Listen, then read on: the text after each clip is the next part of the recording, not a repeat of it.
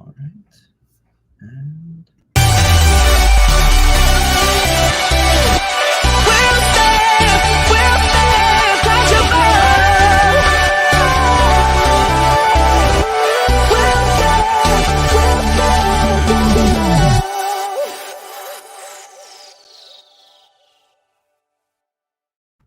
ladies and gentlemen, welcome back to the Allheart Podcast Spring Series. My name is Matt Blaustein, as usual, hosting the show. This is the third episode in the Spring Series of podcasts. Each week, we're going to be bringing you a new episode with a new person, just telling their life story and stuff they're interested in.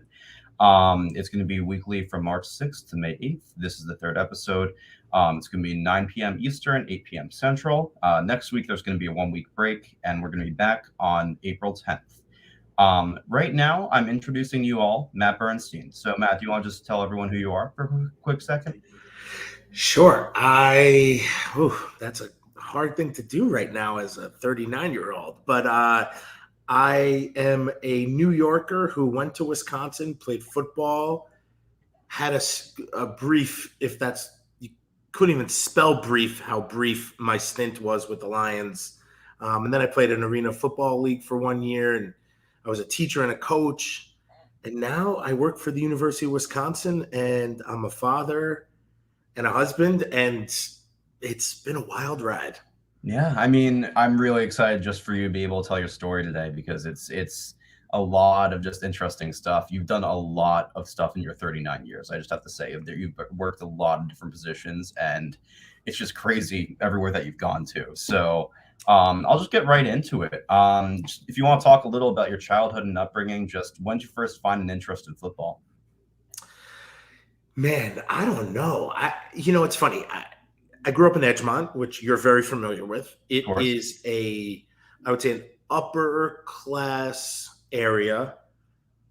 No, not known for sports, not known for anything, but being on the train line to the city, having a lot of doctors and lawyers and finance, people as, your parents. But, we grew up with a group of individuals. I would say, I got to say boys, because we didn't have any women on the team, whose parents cared about football for some odd, bizarre reason.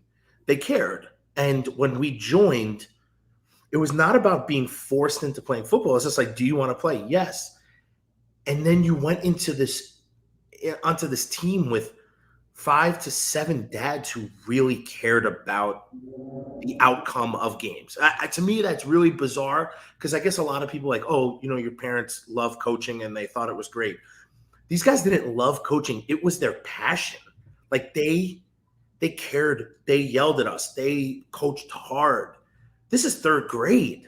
I mean, so I think I fell in love with football from a very early age, even probably before that.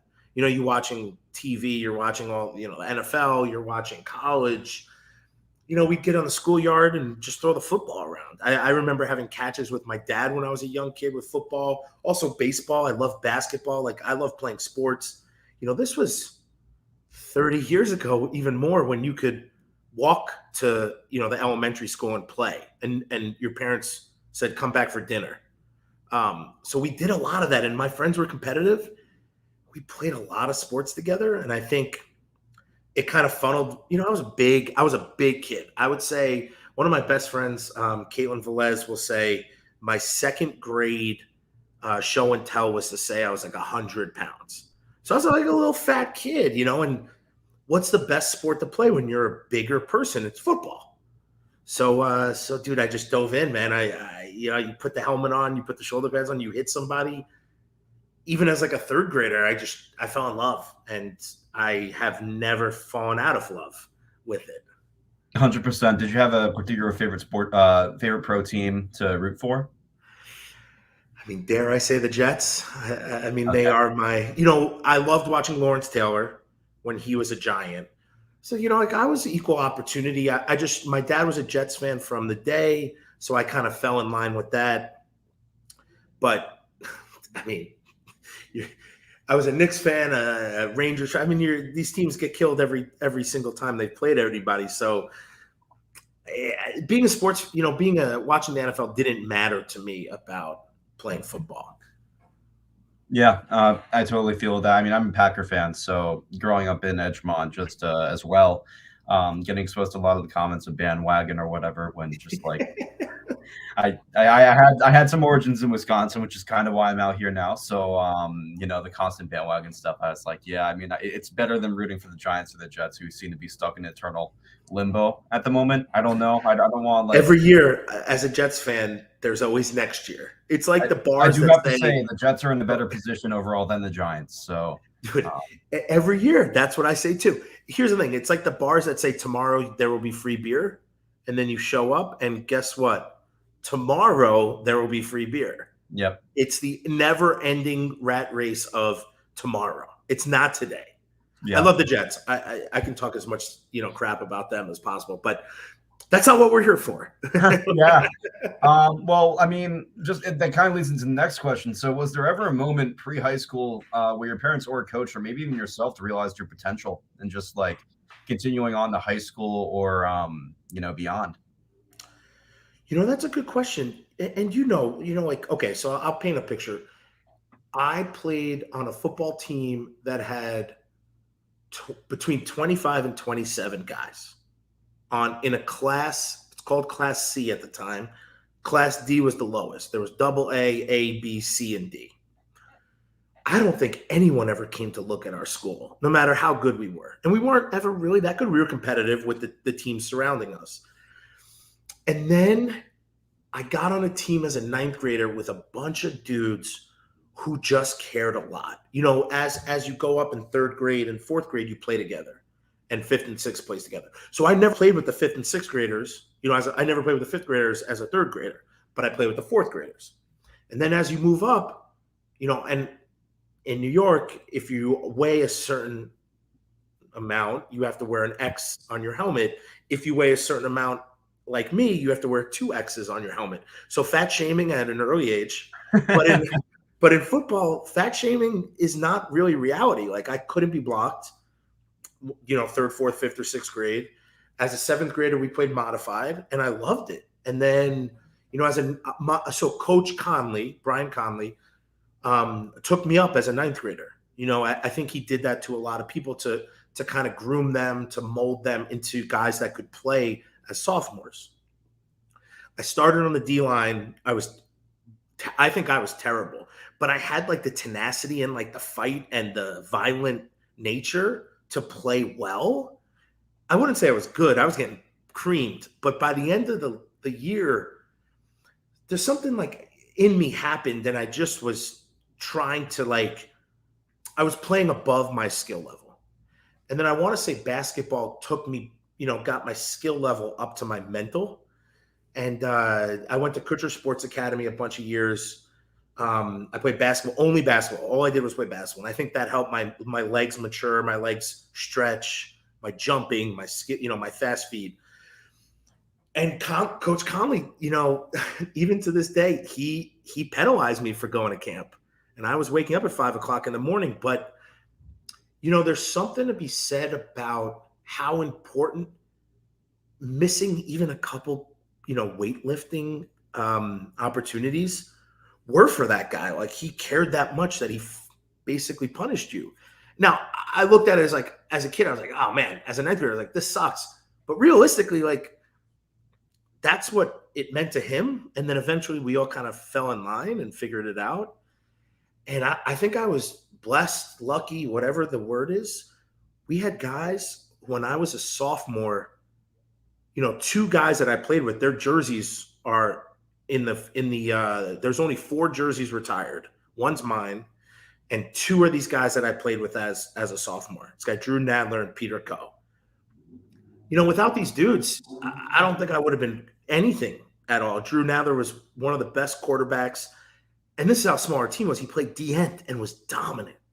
Peter Coe was a fullback and linebacker. I played tight end and linebacker. And as a sophomore, dude, I was bananas. Wanted to hit every single person on the field.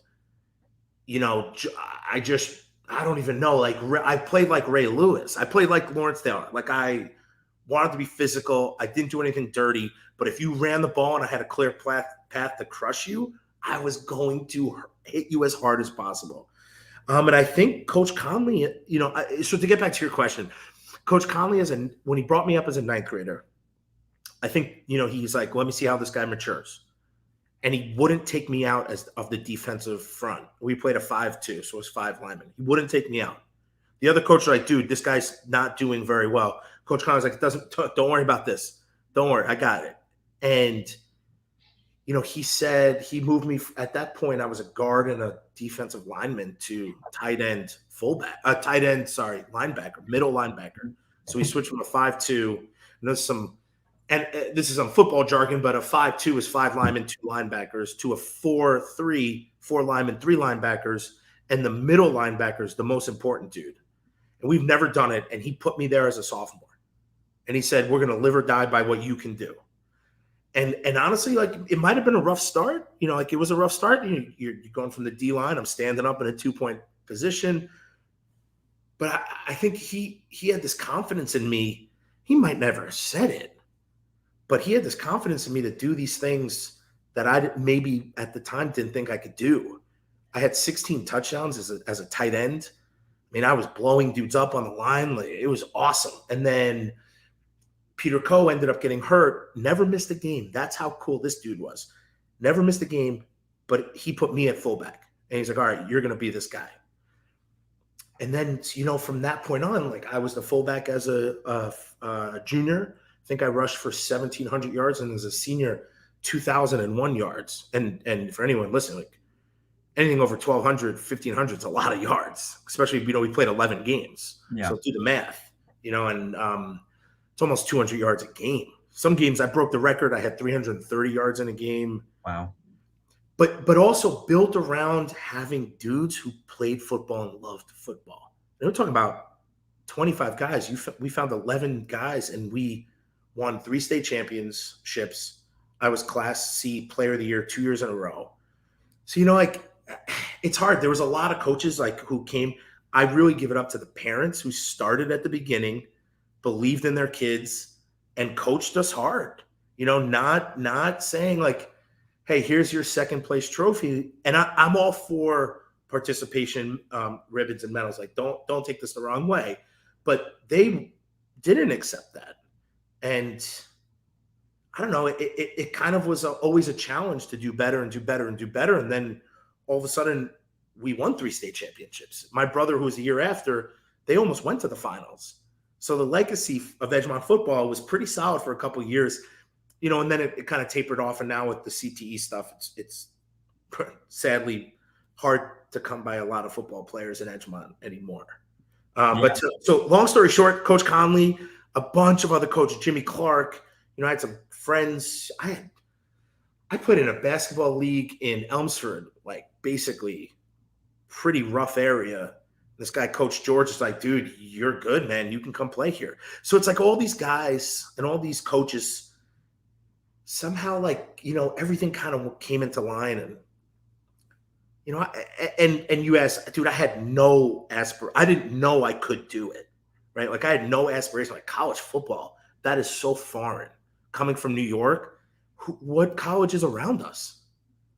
Like, Blaustein, where would you go? Syracuse? Maybe Rutgers? Yeah, I mean, it's kind of a tough pick there. There's really not many. Like, does Stony Brook have a football team too? I mean, like, they do. They're actually really good. Yeah, so I mean, I'd say probably like Stony Brook, Penn State, or Syracuse is pretty much your limit there. But that's it, right? And so I didn't think or know enough to say college was an option. And even after my junior year, we won the state championship. I was Class C Player of the Year. I started getting some letters, and I was like, man, this is kind of cool. But they were small schools like Union. I was like, oh, man, Union's a kind of good school. I could go there and play football. Oh, this is great. And then other schools came in. Some didn't. That was sad. I mean, I don't want to talk forever about this, but then all of a sudden Wisconsin came in, and my dad's like, we got to go visit. And I was like, all right, well. Yeah, so I mean that leads perfectly into my next question. So just what made you choose to attend Wisconsin, and just like with that whole recruitment process, getting those letters consistently, just what made you choose Wisconsin over all the others? I visited Wisconsin, and it was between them and like Syracuse, and there were some other ones on the board, but they were the 2 biggest. Penn State said no. Joe Paterno said, we're going to pass. So after he said no, there's some other schools. I think UConn told my dad, like, there's no chance he'll ever play football in college. Like, they're haters. I didn't care. But, when Wisconsin shows up, I knew who that was. Like, you know who that is. You know who Syracuse is, but you know Wisconsin. And my dad's like, man, this is Big Ten football. Don't mess around. We got to go see this place. I'm like, nah, Syracuse is, like 5 hours away driving. We'll be fine. He's like, nah, let's go take a trip. And my dad has been, like Johnny on the spot with advice forever. He said, don't sign any paperwork when Syracuse offers you a scholarship. I went to their camp and they offered me a scholarship. And I was like, dude, I just got to talk to my dad. He's like, tell them you got to talk to me. Genius. So dude, you know what? You get off the plane in Madison. It's August. It's beautiful. Campus is gorgeous. You got 2 lakes. You're on an isthmus. I mean, I don't know what else you need to say. There's a lot of co-eds walking around in, shorts and, tank tops. And I was looking around like, this is a beautiful spot. And then we went to the Union. And I mean, I was drinking a beer with my dad and my brother and my mom at the Union. And for anyone who knows what the Union looks like, it's on a huge lake. They serve brats and beer. You sit in these like Union chairs that, if anyone knows what they look like, it's just, the whole thing is surreal. And my dad just looks at me and goes, dude, this is where you got to go. Like, there is nowhere else. And he was right. And I couldn't have made a better choice, I think, in my entire life. Yeah, I mean, I kind of had the same experience too. Obviously, going to the Union, just being able to sit in those chairs, that's kind of when you get that aha moment. I had that as well, so I can completely attest to that. That I completely experienced myself. But just like as far as like Wisconsin football goes, just go back to like your time on the Badgers and just take me through an average game day. Oh, I don't think there's nothing average about game day. And you know this, like, do you do anything average on game day? It's crazy. Absolutely not. Yeah, it's every day, every second, even if you're playing or not. It's nuts in Madison. But, coming onto the team, meeting all these dudes from around the country, it was phenomenal. I redshirted, so I didn't really have to do much during a football game, besides show up, catch a few balls, stand on the sidelines. My first year, I loved it. I mean, I had the best time. It was great. I went to class. I didn't really have a lot of responsibilities. I had to be someplace on time. I had to give a good look on scout offense, but I didn't really have to do anything. Like, no one was asking me to do anything. That changed very quickly the second season started. And I was competing for this. There was a guy who was a senior. We split some time, but I think they figured out that it would be me. Obviously, there's nobody else. It had to be me. So I started getting a lot more time, even during preseason. But, my first year, it's just, the whole time you're thinking, don't mess up, don't mess up, don't mess up, don't mess up. Because you don't want to make a mistake for the dudes that you're playing with. I was playing with like Brooks Bollinger, Al Johnson, who's now a coach there. You're playing with guys that, Anthony Davis was a sophomore. So you're playing with dudes that you're like, please don't make a mistake. Like, these guys are relying on you. Lee Evans. In my first game, I had 2 touchdowns. It was like the most bananas thing that ever happened. I couldn't believe it. I like jumped up and down, like a little school kid. Like, I was so happy. But once you start like coming down off of cloud 9, dude, game days are bananas. Like, nothing about that day is like real in reality. Like, how do I even explain this? The second you got to the stadium, got your ankles taped and put your gear on, I felt invincible. Like, I felt like not one person coming into our stadium is going to get in my way to do anything. Like, no linebacker and no D end, nobody. Like, I'm coming to get you. And it's just like a mentality that definitely I have not taken that into my next phase of life. Like, this is something almost like, I feel like prison yard-ish. But dude, just getting so hyped before games. Like, I wasn't really a big talker in a game, but if someone talked to me, it was over. Like, I was going to get on them. I don't think I played dirty. I definitely played as physical and as violent as possible. But if you want to know like game day structure, dude, once again, I got my ankles taped. I had I was a little bit of like an OCD. I had same guy stretch me at the same time, basically every single game. I played with ace spades in my socks because they're the best cards in the deck with my brother's numbers on them. And then I hated playing with my socks down, but Jimmy Leonard loved playing with the socks down. He was the captain. So he would say, play with your socks down. I hated it. My shins are torn up, not because of that, they were just torn up. And I didn't want to wear socks down. I'm like, I don't look good. And we always said, look good, feel good, play good. Although I still played very well. I just didn't want to play with the low socks. Dude, I would come in after warming up. Now, warming up is bananas. Like, you couldn't drop a pass. My coach would go nuts. He's like, you're not ready to play. But if you caught all the passes, you made it through warm up. I'd walk in, get a Spark. It's like an energy drink. I'd get a Spark. It's a pre-workout drink. I don't want to say it's like a Red Bull. It's like something you drink before you work out. I would drink one of those and then, wait 15 minutes and, don't even get close to me or you might get hurt. Yeah. And that's it, dude. We'd run on the field and like, you're out there in front of 80,000 people going bananas for the Badgers. And I don't know, that feeling, I don't even know how to put into words. There is nothing like that. I watched my daughter give birth. That's kind of like that. It's like something that you can never do forever. And that is the coolest thing you've ever seen and been a part of. But, dude, I wish I could do that one more time. Like, put pads on and run out and play one play. I'd probably get hurt, but I would do it. Yeah, honestly, it's something that's surreal and really only, like, it's got to be less than 1% of people, like, just get to do. So, like, really just something that just sounds incredible by all accounts, especially since I've worked for the athletic department here before, too. So even being on that field while players are running out and just, honestly walking out of the tunnel behind the players too, just doing some work. It's an unreal feeling hearing the 80,000 fans screaming. So I totally understand the whole thing. But I think the main highlight that a lot of people bring up about your career at Wisconsin does happen to be the Yom Kippur game. And so just take me through that, because also I didn't know the whole thing about you getting rejected from Penn State before. And so I'm wondering if that had to bring any animosity into the game for you or any push for you. I would say, every rep, every play was, someone saying, oh, this dude will never be good. He went to Edgemont High School. Oh, this dude will never be good. He played Class C. So there was a little chip on my shoulder, coming from Edgemont, New York. Nobody knew it, except for everyone in Section 1, knew who it was in New York. There was that. I would say not so much hate for Penn State, because I just said, you guys made a mistake, like stupid. Now looking back, I think I'm very fortunate I didn't go to Penn State with all the trouble they got in. And that would have been in that window of time.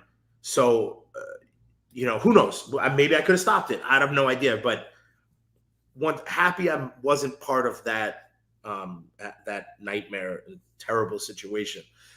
But the Penn State game, the Yom Kippur game, dude, almost didn't happen. I told my dad, I called him in the summer, and I go, Dad, you see the Penn State game's on Yom Kippur at 11 o'clock. The game was supposed to be at 11 o'clock. And I'm like, I don't think I can play. And he's like, no, you know what? Here's what we're going to do. My dad grew up conservative. So like, he's my rabbi pretty much. And yeah, 123 yards. That's right. So I said, Dad, he's like, listen. And once again, with my dad and advice, he's like, don't say a word. Let's see what happens. I said, all right. We were preseason something, top 20. I said, all right, cool. We won first 3 games. We're all of a sudden like top 10, maybe top 5, maybe top 6. I can't remember that. And game day came. And game day changed the time of the game from 11 o'clock to 4:45, which is very different because that's not what we do now. It's a noon, 3:30, 6, whatever they do. But back then it was a 4:45 game. So I go, Dad, I think I can play in this game. I can't warm up. I can't do a lot, but I think I can play. And he goes, dude, you definitely can play if you're comfortable. And I said, I'm very comfortable playing starting at 4:45 because that's fine. I didn't need to make it till sundown. Also, it was kind of sundown in the stadium, so I felt good about it. I spoke to Coach White, who was the running backs coach. I spoke to Coach Alvarez. Coach Alvarez goes, dude, Bernie, everyone call me Bernie. He goes, Bernie, what do you need? What do you need? I said, all right, here's what I need. I got to eat before 4:30 on Friday night. I need someone to bus me over, shameless plug, but it's true, bus me to Hillel so I can go to services. I didn't know I'd work there, happen now, but bus me over. And then I can't warm up. I'm not going to do anything until the game starts. And Coach, you think Coach Alvarez or some of these other coaches in Midwest, he was from Pennsylvania, would say no, or like, maybe you can do this. He was like, yeah, okay, Bern, perfect. We'll make sure that you're fed by 4:30. You're done eating by 4:30. You're in the hotel all night, and you can get bussed over, and you just come out and play at 4:45. And that is something to me is beyond special. I had my running backs coach, pretty much my whole team, and Coach Alvarez, like, all right, whatever you need, like, we'll do it. And I think that's special. I don't think that's the norm for a lot of coaches. And that's what happened. I woke up. I didn't have to do anything with the team. It's not like I didn't want to. I just did it. I went to Hillel. I held the Torah up. My brother actually was there. My parents, he undressed the Torah for Yom Kippur. It was a special. I actually work for the rabbi who brought me up. I work for the guy who was there now, Greg Steinberger and Andrea Steinberger. I mean, as this seems like shameless plugs, these people were part of my life pre-work, pre-professional. And I think it's just so special. So, the van comes and gets me, brings me over. I'm sitting there in my pads, doing nothing. The team's warming up. They come back. It's 4:45. You could see me in the back behind Erin Andrews warming up. And she says something like, Matt Bernstein's a potential to play. It's Yom Kippur. He hasn't eaten all day, but we think he's going to play. And I'm back there like getting ready and getting into the zone. It was a little more difficult to get into the zone, let me tell you, when you haven't eaten or drinking or done anything. I did get 2 IVs, which is very surreal feeling as well, to be like, you ever see these weird movies, like you go in the back room? Yeah. That's what it was. Put 2 IVs in. But the night, first half, I had 2 rushes for maybe 5 yards. I think it was 6-3 or 7-3. We just couldn't move the ball. 2 amazing defenses. They had 10 guys who played in the league, and so did we. And AD was hurt. Booker Stanley was hurt. Dwayne Smith had his heart issues the year before. Who else was left? I think Jameel got hurt. I don't think there was anybody left. I think Chris Presley was redshirting, so they didn't want to take him off the bench. I'm pretty sure. And then, it was me. And, we went in at halftime, and Coach White comes up to me and goes, Bernie, you're in it. You're in. I go, dude, I'm in. I know I'm playing pretty poorly. Like, I haven't eaten anything. Give me like 5 minutes. The dude's like, you're in a tailback. And I'm like, let's go. I went up to Greg Root, who was the backup fullback, got him amped up. Funnily, I changed my shoes, my cleats. I don't know why. I thought these were my faster cleats.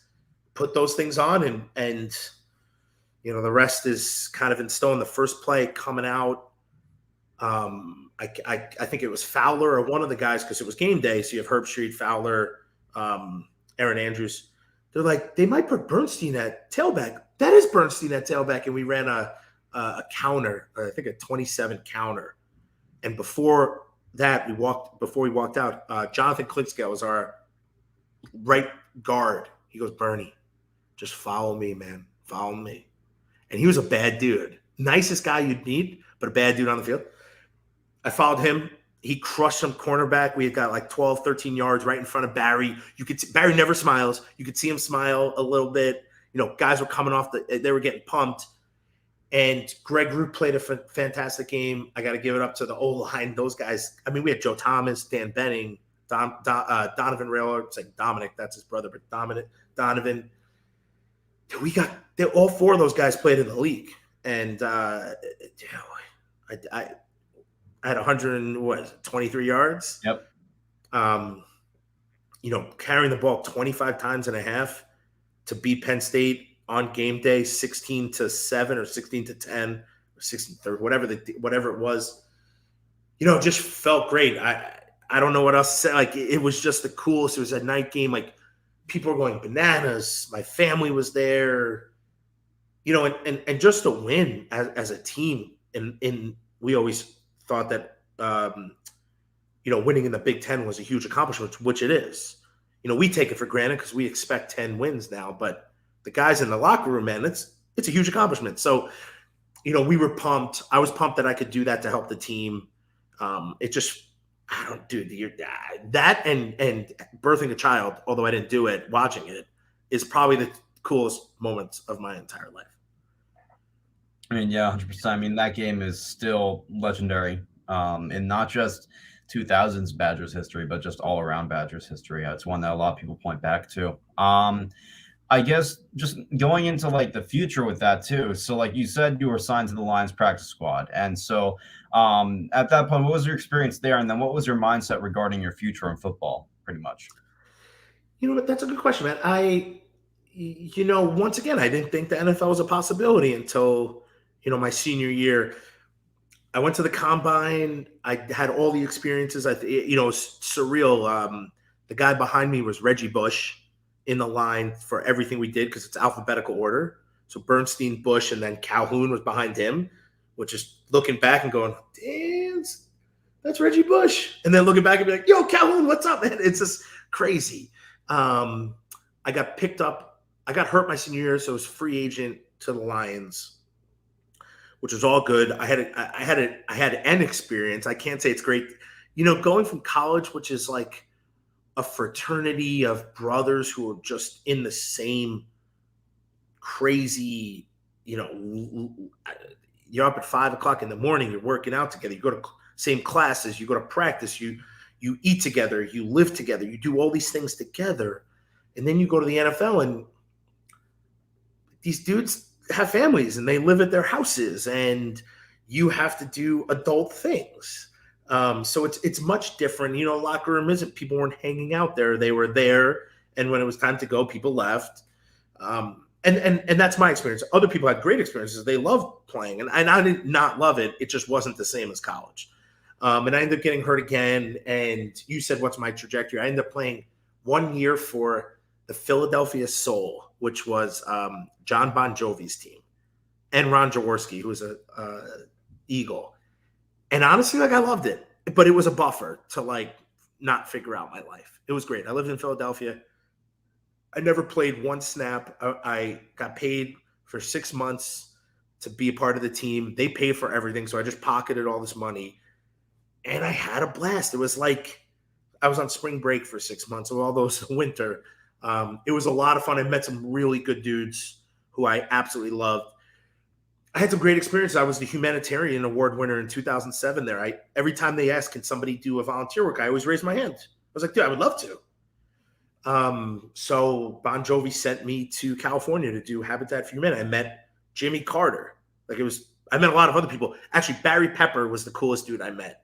Nobody knows who he is unless I think you've got to be older, but he was the sniper on Saving Private Ryan. Okay. So I was like, Barry Pepper, this is my favorite character. I'm like, dude, what was it? I ask questions. I'm like, what was it like to be in that movie? What was it like to be the coolest character? Are you scared of heights? Like all this stuff.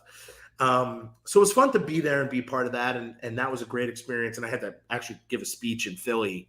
And the first thing I said was, hey, sorry guys, I'm a Mets fan.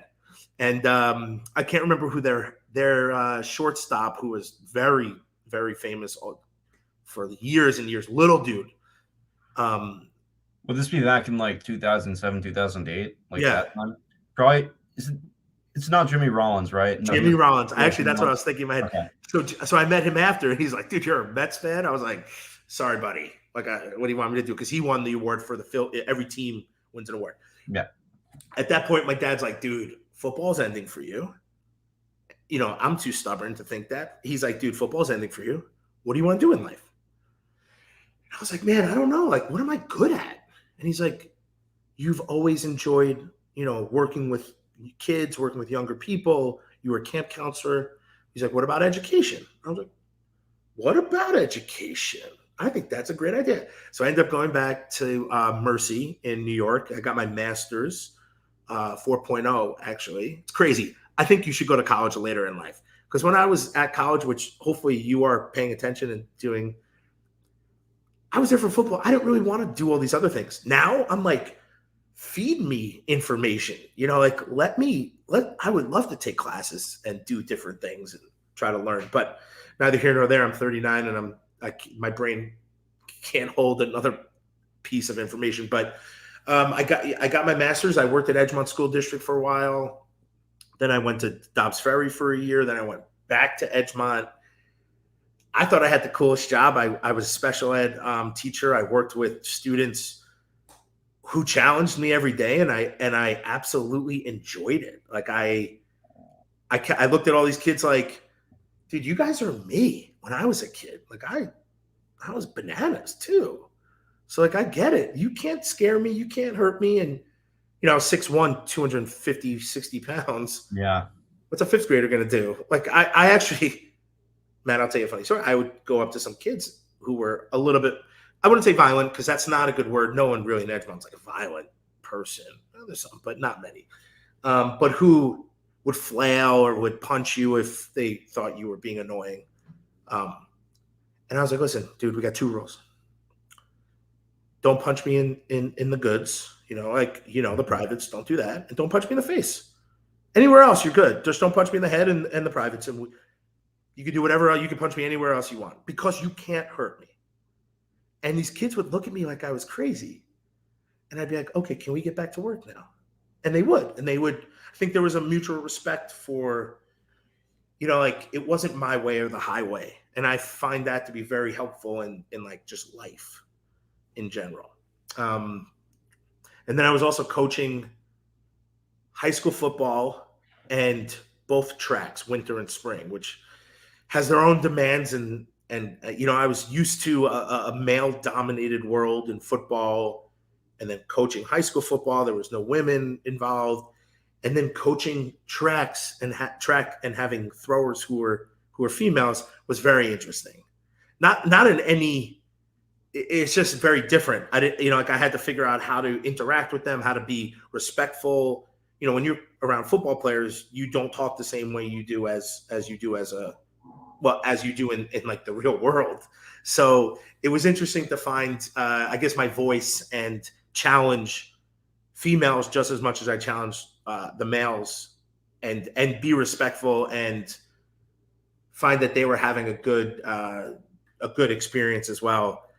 And I do think I did a good job. It's not saying that this couldn't happen, but there was more crying from some of my female players, athletes, than there was from the males.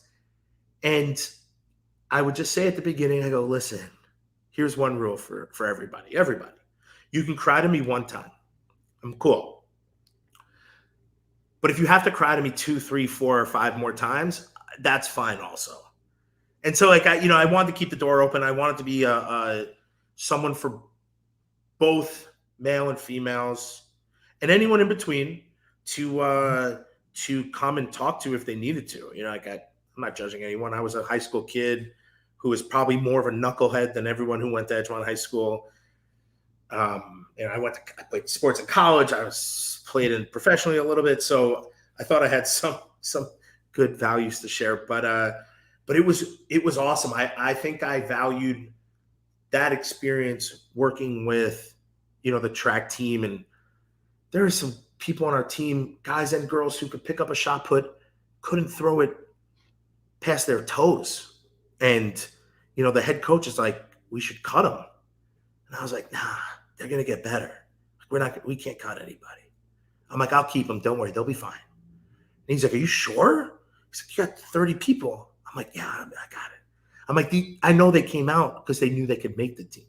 I'm not cutting anybody. Guys and girls couldn't throw the shot 20 feet. And I'm like, listen, I don't care. What's the cutoff? Coach would be like, it's 20 feet. I'm like, everyone can do 20 feet. And he's like, I was over there and they couldn't. I'm like, nah, you missed one at the end though. So like I absolutely loved it, and I thought I fought for the players. It was great, and like who cares if there's 1,000 throwers? Like it's just a lot. It was a lot of fun, and I don't know. It's different. You get to connect with the throwers a little differently because you're kind of standing around a lot, so they know who you are, you know who they are. It's kind of funny. Yeah, I mean, it's a lot of just like vouching for people, I guess. For you, is that just another thing? It's just like really just pushing to get the best out of everyone, just like being a resource for them to get better, like not like doing more constructive criticism and just being open than like just doing a straight harsh cutoff, essentially. I like to think that I can like help you or help people. And just like tell me your story. All right, hold on. Is that true? Like this is happening, this, and this. All right, let me go ask the other person.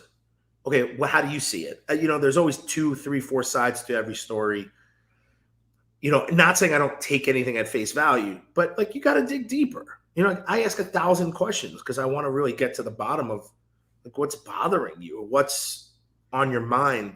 Is it a test? Is it something else? Like, do you want to be somewhere else? Go somewhere else. Like, if you don't want to be here, go home for the day. I'm not cutting you because you don't want to be here. There's some days I didn't want to be there. And guess what? Practice ended early on those days. I bet, guys, we're going to run one hill and then everyone just disappear and don't tell the head coach. Like that happens. That happened a lot. It was great. Or whoops, no practice today. I just didn't feel like coming. So I really enjoyed being able to like mold, I guess, and give advice to younger people. And I still actually do that, which is, I would say, a small passion of mine. Like it's just a lot of fun to connect young people like you and other people, give you experience, because you helped me on my show, which has been very amazing with the stuff you can do. Of course, we're gonna get to that in a little bit too. But also you as a youth, as a young adult, man, you guys are doing things that I can't even figure out how to even get close to doing it. So, like everyone's like, oh, you can't value like young people. Oh my God, I value young people because there are 10-year-olds who can do more than I can do on a computer. And I think it's special, man. Like you guys should be getting asked your advice. And I think that's something that I love to do also is, hey, Matt, like what, you're the 30th person down from the CEO, but like, hey, what do you think? Yeah, right, I mean, I totally understand that too. Cause like, I mean, it's something where I've gotten, oh man, I don't know how many times I've gotten shut down by, I don't want to say the word boomer because like, it's the word right now. It's just kind of dumb the new way it's like been taken on. But I guess people who are like, probably like 60 plus, 50 plus who've just been like, yeah, kids your generation aren't like doing anything or they're not really capable of anything. All they're doing is they're on social media. I'm like, well, in effect, number one, that's not true. But number two, the advent of social media has given all these kids technological skills, communication skills, ability to do graphic design, video editing and beyond, and really just make a name for themselves and just like work in the portfolio. So I totally get that. Matt, I think you're eclectic because you reached out to me. We got on. You're open to Zooms, and I think that's not normal, though. I think social media and others have given people avenues to communicate, but not face to face. And I think what you're doing is very special. And what a bunch of other people are able to do is, hey, can we connect? Can we meet? Can I talk to you? And I think if anyone's listening to this and wants to take some advice, dude, call everybody, speak to everyone. It's the best advice I ever got. When I got to the foundation where I'm at now was meet with everyone, meet with people who are up high, be like, I just want to pick your brain for 15 minutes. Let me buy you a cup of coffee. No one's making anyone younger buying them a cup of coffee. It's just and if they do, who cares? It's $1. But it's the best advice I've ever gotten because now people respect me for reaching out and looking and asking and, hey, what do you do? How could you help me? How can I help you? It's unbelievable. I'll tell you a story quick if you, when we get into it, but I'll tell you the quick story because it happened to me this week. It was awesome. I was in LA for a meeting, for a bunch of meetings, working, traveling, meeting alumni, talking about Hillel and the university. I get to Bel Air Country Club, right? I'm there early, I get everywhere early, but I'm an hour early. So I'm sitting there. This old guy comes up, sits down in front of me. Old guy. And I'm, you know, like some people are like turned off by this. I'm like, man, who is this guy? So I go, hey, what's up, man? How you doing? Hey, hey, I'm good. How are you? I'm like, what's that ring on your finger? He goes, oh, this ring? And I'm like, yeah, what is that thing? It's beautiful. What is it? He goes, oh, I coached UCLA men's golf to a national championship. I was like, wait, what? Dude, I'm like, I'm sitting here with a national championship? And the guy's like, yeah, it was a long time ago. I'm like, what do you mean? Dude, you're the coolest person. And he was the pro so he's like, I've coached Al Michaels and all these guys who go to Bel Air that you think would go there. So here's the coolest part. This woman comes up, probably in her 70s. She comes up, she starts talking to this dude. He looks at me and he goes, do you know who this woman is? And I'm like, I'm so sorry, miss. I don't know who you are. And she's like, oh, no, not a lot of people do, but a lot of people know who my husband was. And I'm like, oh, man, I'm not very good with names. I'm not going to know this. And she's like, do you know a guy named Carol Shelby? And I was like, wow. Dude, stop. I'm like, I swear, I was looking up at her. I'm like, wait, stop. Your husband invented and built Shelby GT, like the cars? And she's like, yeah, that was him. I'm like, Ford and Ferrari? Wow. And she just goes, yeah, Matt Damon didn't make my husband look good. I was like, what? Did you have any say? I asked her 1,000 questions. And just by, talking to this old guy and being nice and asking where he was from and who he was, he ended up trusting me, I guess, like a little bit from a meeting to tell me who this woman was. At the end, I was like, can I just ask you a dumb question? She's like, oh, no worries, honey. Tell me. I go, how many Shelbys do you own? And she's like, a lot of them, pretty much all of them. And I'm like, I was like, you don't get it. This is not thrilling for you, but this is thrilling for me. I'm like, you and your family built American culture. And she's like, that's so nice of you. She's like, most of my cars are in museums. She's like, I was the heir to his whole entire fortune or his whole entire legacy. I'm like, how on earth did a kid from Edgemont, get to sit here like amongst the clouds with, some of these unbelievable people? I think it's just by you, like the same traits you have, being outgoing, being open, being interested in people, saying, talking to people. Like this would have never happened if that old guy didn't sit down. But if I didn't talk to him, or I just, kind of like flung him off, like, who's this old dude sitting with me? Like, I have nothing in common with him. I probably have nothing in common with him, but his story was unique. He worked actually at Westchester Country Club. Oh, okay. So I was like, dude, what? You worked in Rye? My brother lives there. So it's a very unique conversation, but those are the types of things that somehow like they escalate. And just by being able to talk to someone or being open to listening to somebody else and hearing them too, it's unbelievable. Yeah. I mean, we were also like kind of on topic here about Hillel and just the meeting for Hillel. So just what made you want to join Hillel's board? But also at the same time, what's your experience with Hillel been like? So I'll tell you, I absolutely love my job. People will be like, oh, you're just trying to get my money. And listen, I'm trying to connect people, alumni, families, friends, back to the university, what they love, and see if they're interested in supporting something that could help students just like you, the next generation before you, the incoming freshmen. There's so much uniqueness at UW, and there can be so much more. And think about if we had unlimited dollars, what that would look like what experience you could have, what experience others could have. It's just special. So I absolutely love my job. In 2015, I applied. I wanted to move back to Madison. I was in New York. I was like, listen, I'm getting old. I want to see what life as an adult could be like in Madison. And it was everything I could have ever wanted. I absolutely loved it. I thought I had the best job in the world. I work for the UW Foundation, which is the overarching fundraising company for the whole entire university. Every single piece of the university runs through that building. And this was the first time Hillel would be incorporated under the mothership umbrella. And I was like, this is the coolest thing ever. I'm part of the cross-campus initiative group.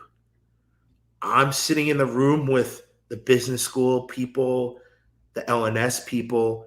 What's really cool is Hillel is unique to me because people who have been to Hillel or you don't graduate from Hillel, you just experience it. So people who experience Hillel are from letters and science, are from the business school, are doctors, they're entertainers. I spoke to the guy who created Lost this week. Do you know how cool that is? Let me tell you, it's cool, man, to get on and speak to this dude and be like, wait, did you say Lost? Yeah, I heard Felicity. Like, wait, what? Can we pause for a second? Like, I knew this, but like, this is real when you say it. And he's like, I did a commencement speech. You did what? This is my dream. I was like, how was that? I want to stand up there. And he's like, man, it was cool. So like, I think I'm in the perfect job. I work with I can work with anyone throughout the whole university. Just trying to support Hillel or the university in some way. But as you know, and why I love talking to you and talking to all these other people is Badgers, we got some unique stories, and what people are doing is super unique and it's cool. And, you know, like you just talk to somebody who's like, oh, he's in private wealth. That's not just it. Like everyone's got a story, and it builds and it builds.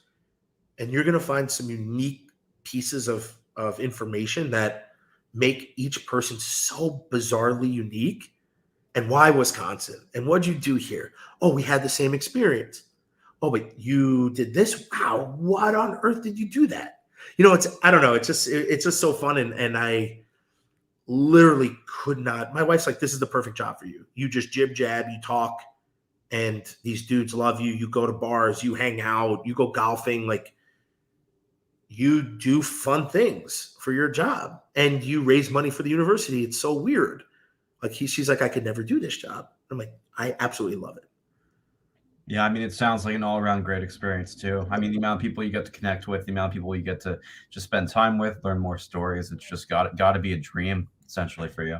I'm going on this is probably like my 20th year as I consider myself a student of the university. So it's really cool. And also for like guys like you who ask me like, hey, who can I reach out to? I don't know. What do you want to do? Let's talk about it. Let's see who we can talk about. So I think that's cool. And I think everyone has a unique story. Well, you never want to look at someone who's sitting next to you and just be like, I don't need to talk to this person. I don't want to. Now, I don't talk to everyone who sits next to me. Please, world, don't think that I'm like that creeper who's like, hey, how are you? No, sometimes I don't want to talk to people. But if we're both wearing Wisconsin clothing and we're sitting on the train in Metro North, I'm going to talk to you. Like, you should know that if you're wearing Wisconsin gear anywhere that's not Wisconsin, I'm going to ask you your experience. Not for work, because I just love it. It's like Wisconsin's my passion, which is kind of crazy, but it really is. Yeah, I mean, I totally feel that. I totally understand. I mean, that leads perfectly into just the final topic, and that's the Believe in Badgers podcast. I'm just going to throw a plug right here too for the podcast. If you want to follow Matt's podcast on Instagram, it's Believe in Badgers. He and Matt Perkins interview a new Wisconsin great every single week. But let's just talk about that. Let's talk about how it started, and then also about what your ultimate goal with it is. First off, the ultimate goal, I have no goals. I mean, I don't know. What I think we do is great. I think it's really special. I think we're lucky. You work on that. So it's not just me and Matt Perkins. You work there. You did the lead up music, the TV, dude, I saw that. I was like, this is mind blowing. Me and Matt Perkins was unbelievably excited to use it. And the text message chain between you two is, I don't have to say anything. I'm not technical in any of this stuff. You guys just go back and forth. You guys use words that I like. It's not a JPEG. You guys use just a lot of tech lingo. Yeah. Good. So, and it's so cool that you reached out to me and I was like, yeah, we could use your help. And you asked if you could help. Like, that's so cool to me. So Matt Perkins in August goes, hey, would you come on my show? I love going on people's shows.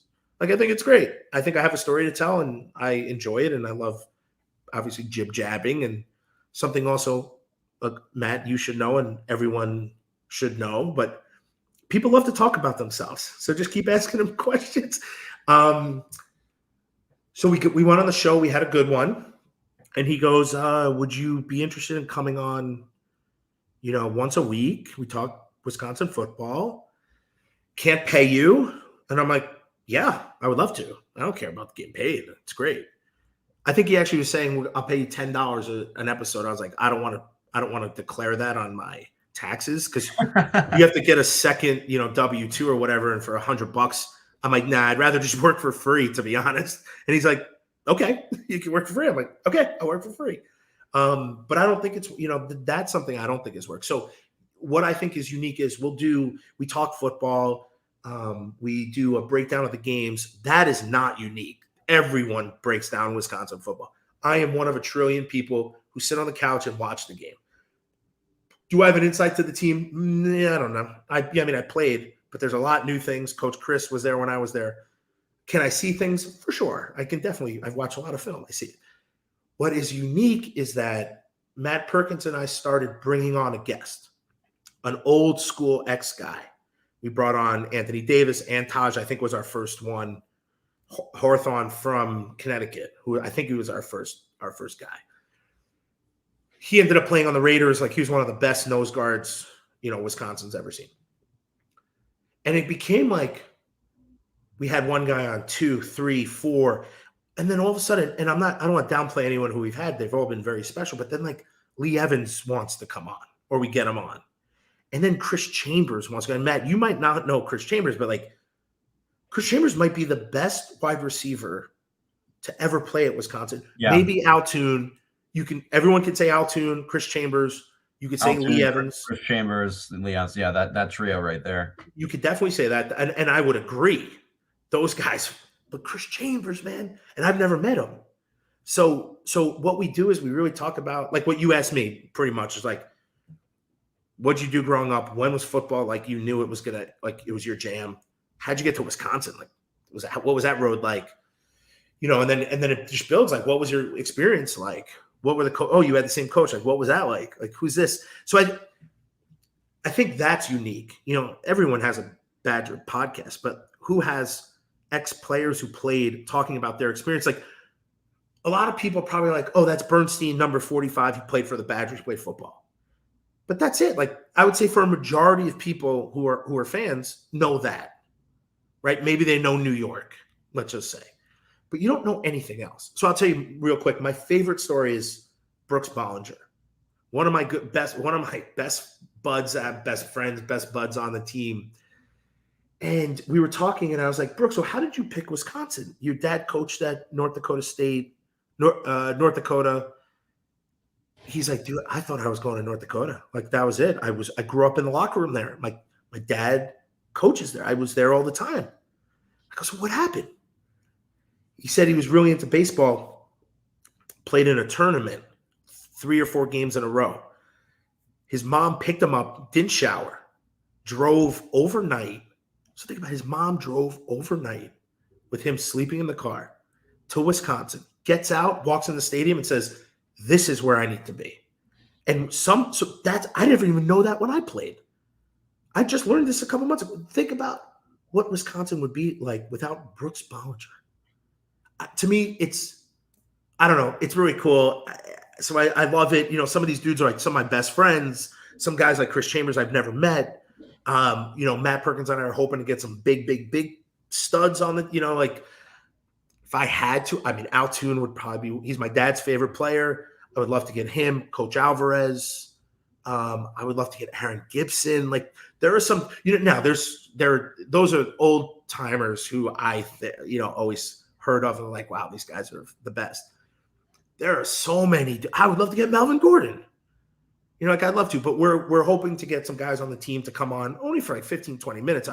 But yeah, I think it would be really special. I think eventually Melvin Gordon will come on, but he's kind of busy, creating his legacy. And I don't need to take up his time, but it's really nice that we're getting guys that are interested to share their stories. It's just fun. We had Nick Herbig on, who is probably going to be one of the best outside, rushers we've ever had. We had Leo Chenal on. Like, it's just exciting. Like, I don't know. I would love to have Jimmy on, who's my boy, but Jimmy Leonard, for anyone. I would love to have Coach Chris. Like, we've had managers on who tell some really funny stories. So it's just really cool to reconnect with a lot of these guys and hear how they got into football, why Wisconsin, and what they're doing today. Exactly our conversation, pretty much. Yeah. Awesome. Awesome. Well, just to close things out too, I guess if you had any words of advice for any student athletes out there, just what would they be?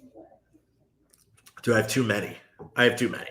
Um, Way too many. But I will say this. I thought I had the best time in college. And I know I did, actually. I think my experience, what I did socially, what I did on the field, what I did in the classroom, bar none, I think I would put myself as probably the number one. I was like Van Wilder, except not going for 20 years. Best time I've ever had.